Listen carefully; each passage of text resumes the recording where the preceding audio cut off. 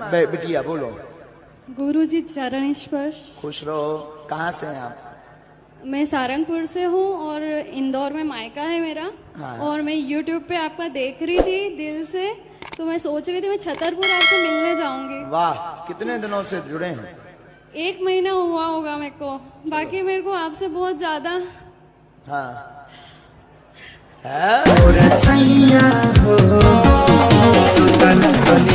राधे राधे गुरुजी जी। चरण स्पर्श। गुरुजी आपको एक दुपट्टा उड़ाना है। दुपट्टा माइक पास में लो। दुपट्टा देना है दुपट्टा देना है, दे दो। और बच्चों के लिए पैन दे दो। गुरुजी एक सवाल करनी है। बोलो। माइक में नहीं बोल सकते। फिर जो रावण है ना, वो राम के हाथों क्यों मारा गया? आपको मारने का विचार था क्या?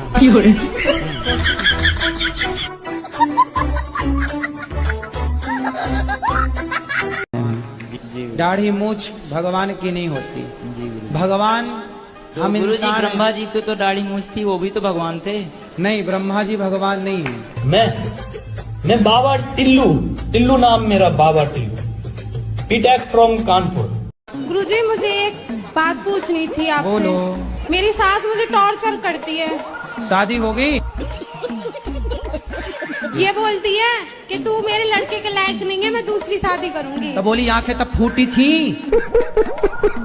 शादी के पहले? छोरी तब अंधी थी क्या? ये बोलती हूँ ना तो मुझे मारती है। मारेगी? तुम ना बोलना, ऐसे मैं ही बोल सकता हूँ। आप कहते हैं दारू पीना पाप है, चिकन खाना पाप है क्योंकि उसमें जान है। दारू में ऐसी कौन सी चीज मिली होती है कि उसको पीने से पाप हो जाता? अगर आप पी के कुछ गलत कर रहे हैं तो फिर गलत है, लॉजिक है, तो फिर पाप क्यों? और अगर दारू में नशा चुकी होता है, अगर वो पाप है, तो फिर तो पुड़िया खाना, सिगरेट पीना, सारी चीजें पाप में आ जाएंगी। अभी मैं समझा देता हूँ आपको। शराब का जब नशा चढ़ता है तो इंसान नहीं रह जाता। शराब आपके मस्तिष्क को, आपके सोचने विचारने की क्षमता को शून्य कर देती है। शराब को महापाप इसलिए कहा गया है, ये बुद्धि भ्रष्ट। शराब पीने वाली की बुद्धि सात्विक नहीं हो सकती। गुरुजी राधे राधे। राधे राधे। आपके कोटि में याद करो। आपके कोटि आपके चरणों में कोटि कोटि प्रणाम। ठीक है। हम यूपी से हैं। हो?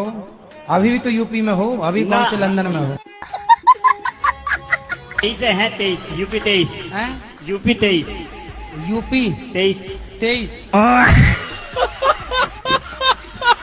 बाबाओं के पास महंगी कार क्यों होती है? कारण जानते हो? क्योंकि उनको कम समय में ज्यादा काम करना है। हमें दिल्ली आज कथा है तो ना तो ट्रेन की वहां टिकट प्राप्त हो सकती है जल्दी, न ट्रेन का साधन होता है। कम समय में ज्यादा दूरी तय करनी है, उसके लिए ये गाड़ी रखनी मजबूरी होती है। लोग कहते हैं गाड़ी में चल रहे हैं बाबा, वही बाबाओं के काम भी तो हैं, तुम्हारी तरफ फ्री बैठे हैं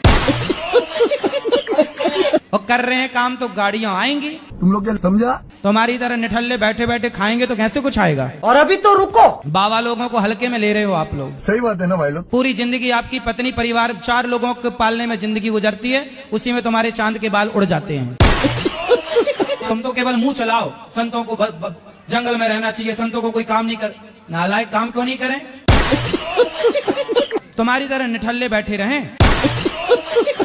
गुटखा बेचने वाले हेलीकॉप्टर में चलें, आपको दिक्कत नहीं है। वो बड़ी बड़ी मर्सिडीज गाड़ियों में चले, उन्हें दिक्कत नहीं है। पर संत लोग, समाज को सही मार्गदर्शन देने वाला यदि मर्सिडीज में चल रहा है तो लोगों के पेट में दर्द होने लग जाता है। बात तो सही है। और संतों को कहते हो आप जंगल जाओ, जंगल जाओ। बताओ, मार्जी कर्ण की पत्नी का